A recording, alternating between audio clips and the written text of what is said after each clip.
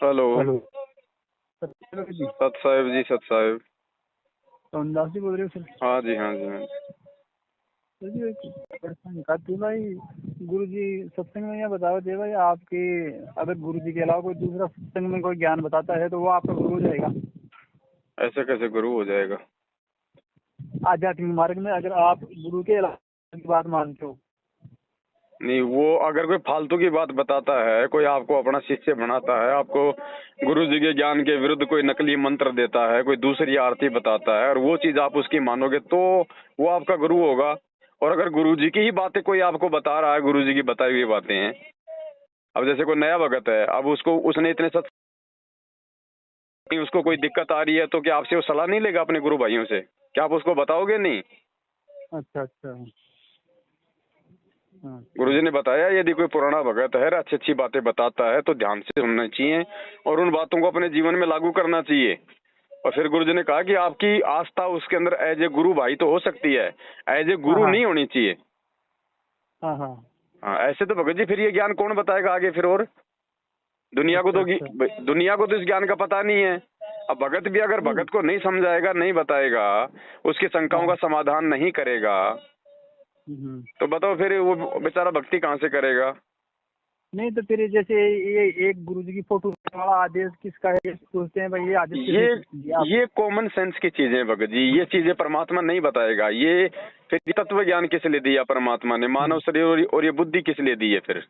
ये अच्छा आपके अपने विवेक के ऊपर है कि आपने क्या करना है। आत्मा एक है तो उसका पति भी एक है। अच्छा। भगवान अच्छा कौन है वो आपने चुनना है। दाढ़ी मूछ वाला है आपका गुरु भगवान है, दो में अच्छा। से एक चुनना आपने। भगवान दो हो सकते हैं क्या? हाँ जी भगत जी, हेलो। भगवान दो दो होते हैं या फिर भगवान एक होता है? हाँ हाँ हाँ। तो बस एक भगवान को चुन लो। हाँ हाँ। क्या कहा गुरु जी ने? आप नित्य नियम पढ़ते हो? हाँ जी। गुरु को पूर्ण ब्रह्म कर जाने और भाव कभू नहीं आने। यानी गुरु को ही पूर्ण परमात्मा मान के चलना है और मन में विचार भी नहीं आना चाहिए कि वो गुरु जी की परमात्मा का भेजा हुआ है या कोई संत है या गुरु जी है। गुरु को हाँ हाँ। पूर्ण ब्रह्म कर जाने और भाव कभू नहीं आने। तो गुरु जी तो आदेश दे रहे हैं। ये आदेश अच्छा किसका? अच्छा। ये नित्य नियम में हमें कौन आदेश दे रहा है? पवनदास दे रहा है या फिर गुरु जी दे रहे हैं ये वाणी लिख के? तो जब गुरु जी ने कह दिया कि गुरु को केवल परमात्मा ही मान के चलो और मन में कोई भाव भी नहीं आना चाहिए, तो बताओ फिर हम परमात्मा फिर और दूसरे को हम किसको माने? क्या वो कबीर जी की फोटो ने आपको सत्संग सुनाए, आपको नाम दिया, आपकी शंका का समाधान किया? तो फिर दादा परदादा सबको भूल जाए। कौन से दादा परदादा? जैसे हमारे दादा परदादा कोई होते हैं तो सबको भूल कर ये कि आदर सम्मान करो, लेकिन हमने पूजा तो केवल अपने पति की करनी है ना भाई। हाँ पूजा तो पति की करनी है। तो फिर पूजा स्थल पे आप किसकी फोटो रखोगे? जिसकी पूजा करोगे उसकी या फिर पड़ोसियों की? नहीं, जिसकी पूजा करेंगे उसकी रखेंगे। पतिव्रता स्त्री अपने बटुए में अपने पति की फोटो रखेगी या 4-5 लोगों की और की भी रखेगी?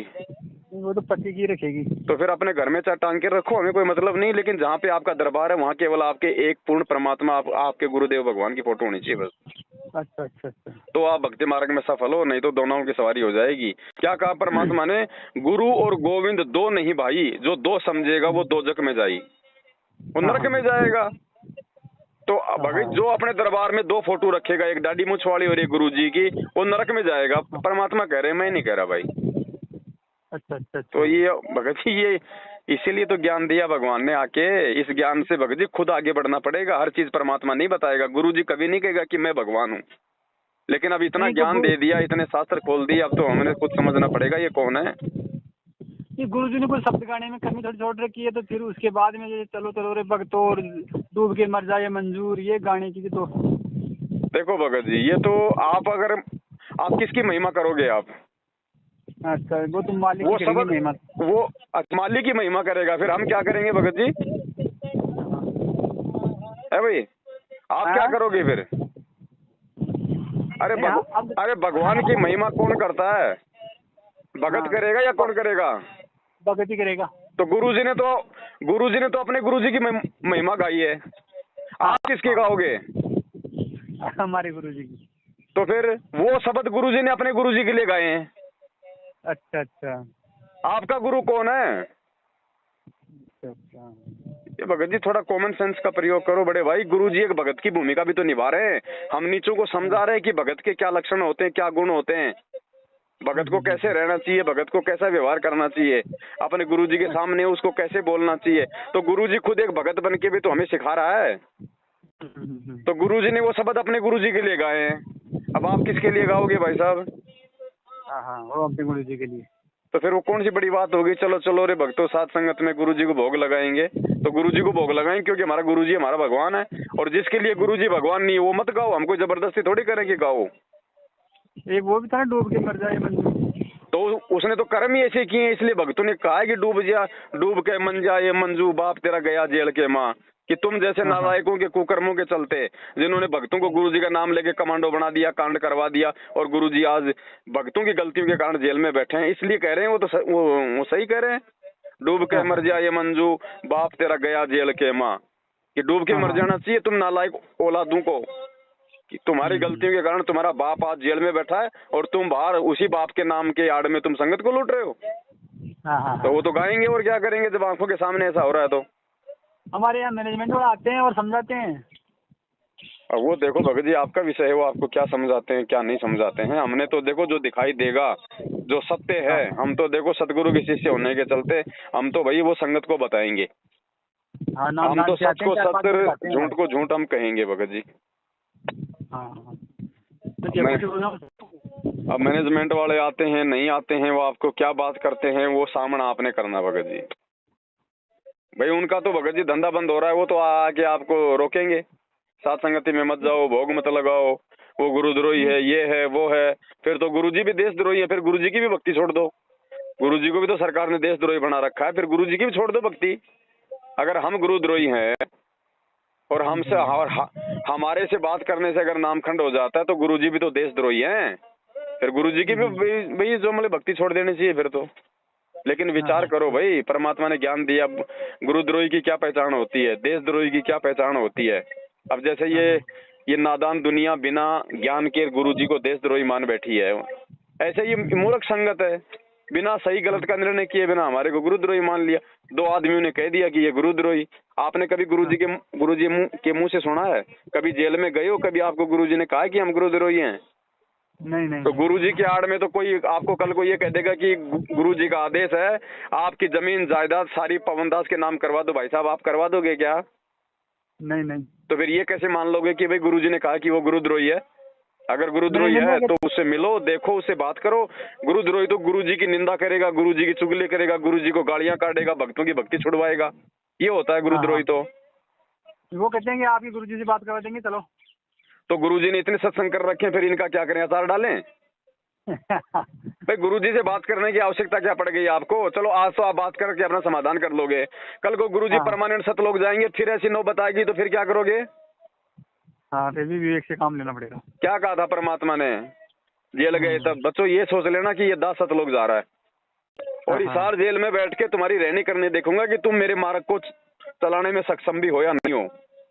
तो परमात्मा तो जेल में बैठ के ये देख रहा है कि कौन मेरा है, कौन काल का है, कौन ज्ञान आधार से चलता है, कौन जो है देखा देखी में चलता है। तो 90% संगत तो भगत जी देखा देखी में चल रही है। कोई भी ऐरा गहरा कोऑर्डिनेटर एक पीला पर्चा निकाल देगा, वो तो आप अपने मोबाइल से निकाल लो, आप अपने कंप्यूटर में बना लो, उसमें कौन से पैसे लग रहे हैं भाई साहब? उस पीले पर्चे में कौन सी जेल की मोहर लग रही है, कौन से गुरुजी के साइन है, कौन सा उसमें गुरुजी का चेहरा दिख रहा है आपको बोलता हुआ? ऐसे तो कोई भी बना देगा। किसी भी ई मित्र वाले के पास चले जाओ, 2 मिनट में आपको पीला पर्चा बना के दे देगा, जो मर्जी उसमें लिख लो। सही है। ऐसे भक्ति चलती है क्या? वो सत्संग किस लिए किए परमात्मा ने फिर 27 साल से? आज उनको काम में लो तब सक्सेस हो गए। ये परीक्षा चल रही है भगत जी, ऑटोमेटिक लोग फेल हो रहे हैं, ऑटोमेटिक लोग फेल हो रहे हैं। और आज उस समर्थ परमात्मा की संगत भेड़ बकरी की तरह मर रही है, भेड़ बकरी की तरह अकाल मौत, लड़ाई झगड़ों में, एक्सीडेंट में, बीमारियों से।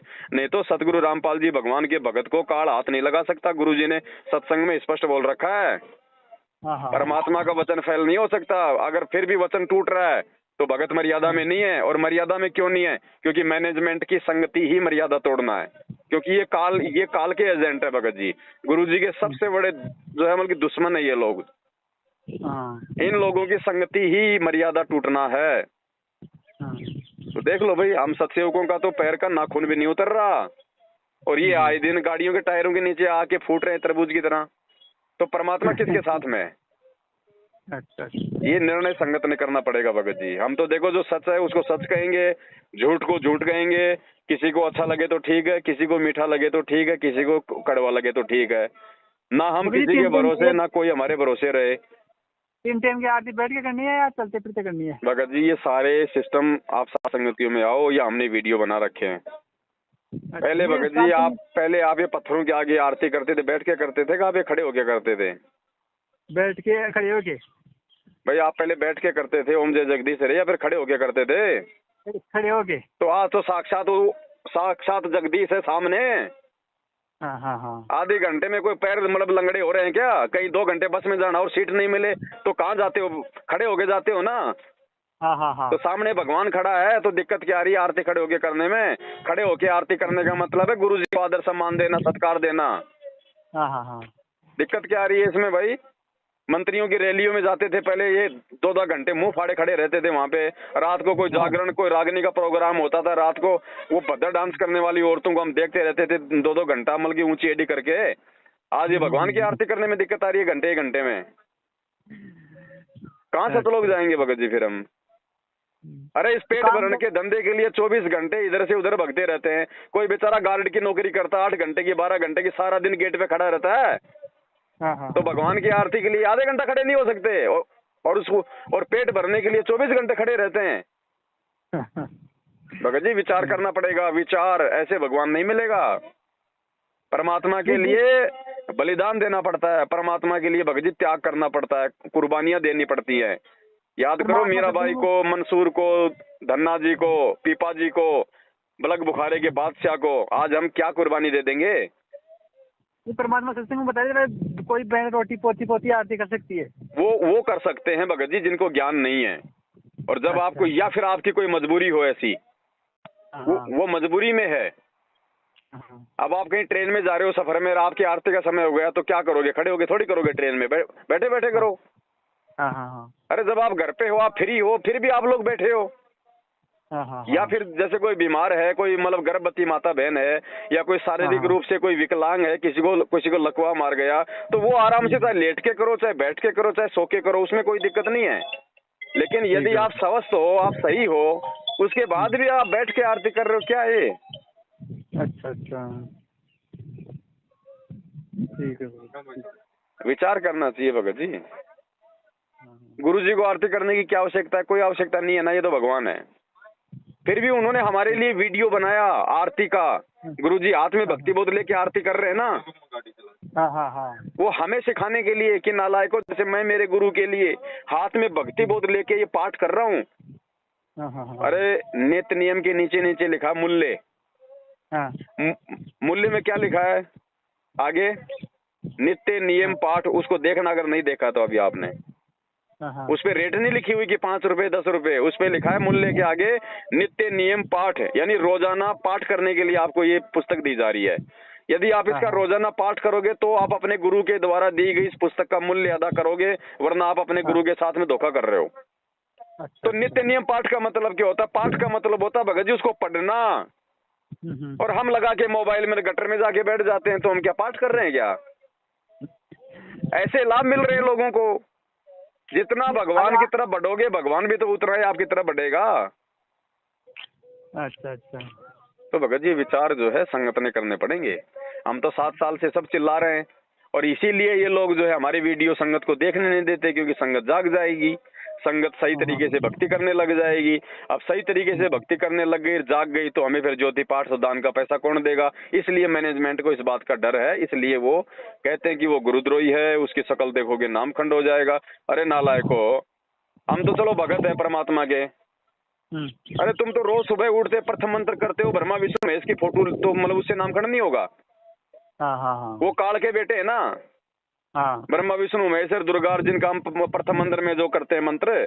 तो तुम तो सुबह उठते तो काल के बेटों के तुम मल की शकल देख रहे हो, तुम तो उनका नाम जाप कर रहे हो, उससे तुम्हारा नामकरण नहीं हो रहा।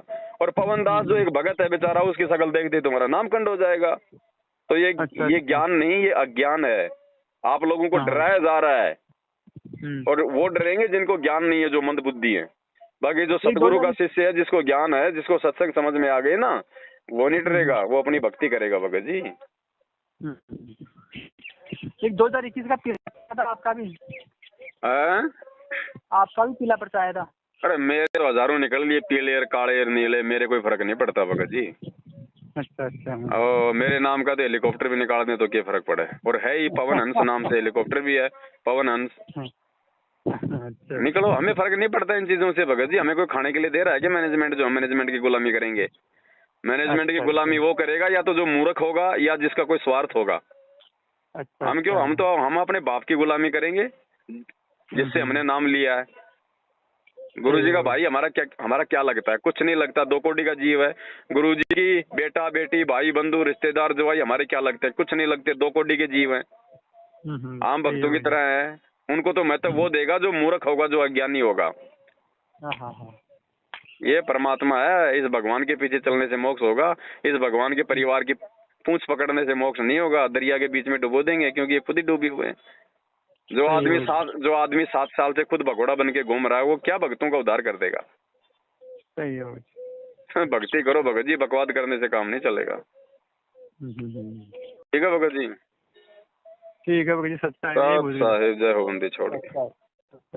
छोड़